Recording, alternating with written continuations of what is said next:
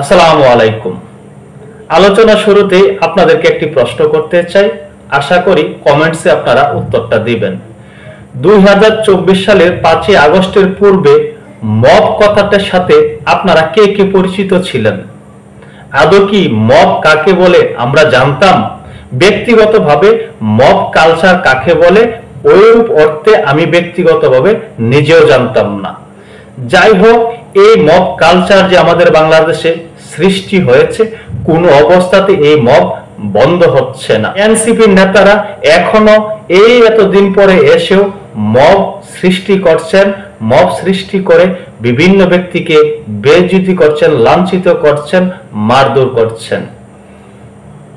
আসলে আমাদের এই এনসিপি দলের উদ্দেশ্যটা কি? তাদের কি উদ্দেশ্য রয়েছে? তারা কি বাস্তবায়ন করতে চাচ্ছে? তারা কি নিজেদেরকে জানান দিতে চাচ্ছে শুধুমাত্র মব করেই? মবেই তাদের একমাত্র চালান। একটি কথা আছে, জেলখানার সম্বল থালাবাটি কম্বল, আর এনসিপির সম্বল হলো শুধুমাত্র মব, এমনটা অনেকেই বলছেন। এই যে এনসিপি দলের উদ্দেশ্য নিয়ে মানুষের মনে অনেক কৌতূহল, মানুষের মনে অনেক প্রশ্ন, তারা প্রকৃতপক্ষে কি বাস্তবায়ন করতে চাচ্ছে? এই যে মব কালচার, এ থেকে কোনো অবস্থাতে আমরা পরিত্রাণ পাচ্ছি না। গতকালকেও বগুড়াতে একজন বৃদ্ধ মানুষকে, একজন ভারপ্রাপ্ত অধ্যাপককে টেনে হিচড়ে বেইজ্জতি করে পুলিশের কাছে সুপর্দ করা হয়েছে। পুলিশ বলছে তার বিরুদ্ধে কোনো মামলা নেই, তবু এনসিপির নেতারা তাকে টেনে হিচড়ে মারধর করতে করতে পুলিশের হাতে সুপর্দ করেছে। পুলিশ বাধ্য হয়ে তাকে গ্রেফতার করেছে। শুধু তাই নয়, এই বৃদ্ধ একটি পর্যায়ে পানি পানের জন্য তাদের কাছে আবদার করেন, কিন্তু এনসিপির নেতারা এত বেশি নির্দয় ছিলেন যে তাকে পানি পান না করিয়ে পানির বোতল থেকে পানি তার মাথায় ঢেলে দেন। এই হলো বর্তমান পরিস্থিতি। এনসিপির উদ্দেশ্য কি? শুধুই মব জাস্টিস করা? এনসিপির উদ্দেশ্য কি শুধুই আওয়ামী লীগ নিধন? এই জন্যই কি জুলাই আগস্টে আন্দোলন করেছিল তারা? এই প্রশ্নটা ওটা এখন একেবারেই স্বাভাবিক। এই যে বগুড়াতে ঘটনাটি ঘটলো, এটি অনেকটা সিনেমেটিক। আমি প্রথম যখন ভিডিওটি দেখছিলাম আমার কাছে মনে হচ্ছিল কোনো সিনেমার একটি কাল্পনিক দৃশ্য।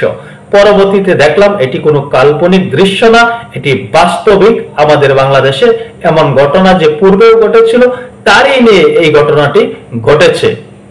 বগুড়া হোমিওপ্যাথিক মেডিকেল কলেজের ভারপ্রাপ্ত অধ্যাপক ডাক্তার এস এম মিল্লাত হোসেনকে মারধরের পর পুলিশে দিয়েছে জাতীয় নাগরিক পার্টি এনসিপি নেতাকর্মীরা। সোমবারে এই ঘটনাটি ঘটেছে। সোমবার এই ঘটনাটি ঘটেছে।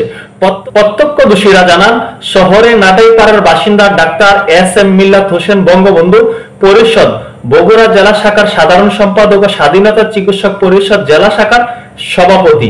তিনি সোমবার বিকাল থেকে চেম্বারে রোগী দেখছিলেন।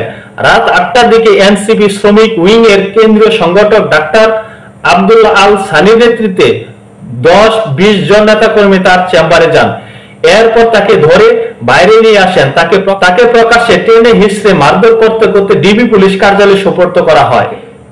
পানি খেতে চাইলে বোতলের মুখ ধরার পর মাথায় ঢেলে দেওয়া হয়। এ সময় নেতাকর্মীরা আওয়ামী লীগ বিরোধী নানান স্লোগান দিয়ে থাকেন। এই যে ঘটনাটি ঘটলো, একজন বয়োজ্যেষ্ঠ ব্যক্তিকে মারতে মারতে টেনে হিচড়ে পুলিশের কাছে সুপর্দ করা হলো। শুধু তাই নয়, তিনি পানি পান করতে চেয়েছিলেন, তাকে পানি পান করতে দেওয়া হয়নি, পানি তার মাথায় ঢেলে দেওয়া হয়েছে। তবে এখানে কি প্রশ্নটা করা যায় না, তাদের আসলে প্রকৃত উদ্দেশ্য কি? শুধুই কি মব দিয়ে নিজেদেরকে স্বীকৃত করতে চাচ্ছে? তারা নিজেরা মব সৃষ্টি করে নিজেদেরকে প্রতিষ্ঠিত করতে চাচ্ছে? শুধু আওয়ামী লীগ নিধন করেই তারা নিজেদেরকে জাহির করতে চাচ্ছেন? একজন বয়োজ্যেষ্ঠ ব্যক্তি, তিনি যদি অপরাধ করে থাকেন তার বিচার হবে। পুলিশ তো বলছে তার বিরুদ্ধে কোনো মামলা নেই। তিনি যদি প্রকৃত অপরাধী হয়ে থাকেন, কোনো অপরাধ করে থাকেন, তাহলে তো তার বিরুদ্ধে মামলা করা যেত, বা তার বিরুদ্ধে মামলা থাকার কথা ছিল। তার বিরুদ্ধে তো কোনো মামলা নেই। তিনি স্বাভাবিকভাবে চেম্বার করছিলেন, রোগী দেখছিলেন, সেখান থেকে টেনে হিচড়ে এনে তাকে মারধর করা হয়েছে। শুধু তাই নয়, একটি ভিডিওতে দেখা যায় আল সানিকে বলতে শোনা যায়, 6 মাস আগে আলটিমেটাম দিয়েছিলাম, আমাকে দুর্বল মনে করেছে। আমি স্পষ্ট করে বলে দিতে চাই, বেশি কথার মানুষ আমি না, এক কথার মানুষ। তুই আমার ভাইদের 20-25 বছর মারছস। হোমিওপ্যাথিক চিকিৎসা পরিষদের সভাপতি, কোন সিন্ডিকেট রাখবো না, আমরা আসতেছি। হাসনাতের উপর হামলা হয়েছে, এখানে তিনি বলছেন গাজীপুরে আসবেন, হাসনাতের উপরে হামলা হয়েছে। এই ঘটনার জের ধরে সেখানে হোমিওপ্যাথিক ভারপ্রাপ্ত অধ্যাপককে লাঞ্ছিত করা হয়েছে, তাকে মারতে মারতে ডিবির কাছে হস্তান্তর করা হয়েছে। এতে সুস্পষ্ট কি বোঝা যাচ্ছে না তারা কি প্রতিষ্ঠা করতে চাচ্ছে? এই সংবাদ থেকে আমরা যতটুকু বুঝতে পারলাম, এই ব্যক্তির বিরুদ্ধে এমন আচরণটা কেন করা হলো? কারণ হলো তিনি আওয়ামী লীগের একজন কর্মী। এই কারণে তাকে এভাবে মব জাস্টিস করা হলো, তাকে মারতে মারতে পুলিশের কাছে সুপর্দ করা হলো, তাকে লাঞ্ছিত করা হলো। আমরা ভিডিওতে এও দেখেছি, এই ব্যক্তি একটি পর্যায়ে নিজের নাম, ঠিকানা বা পরিচয় বলবে, সেটিও বলতে পারছেন না। তিনি কাঁদছেন, মারকে তিনি আকুতি করছেন, তবু তারা থামছেন না। তারা আমাদের বাংলাদেশকে আগামীতে নেতৃত্ব দেবে। এই হলো এনসিপি। সকলে ভালো থাকবেন। আল্লাহ হাফেজ।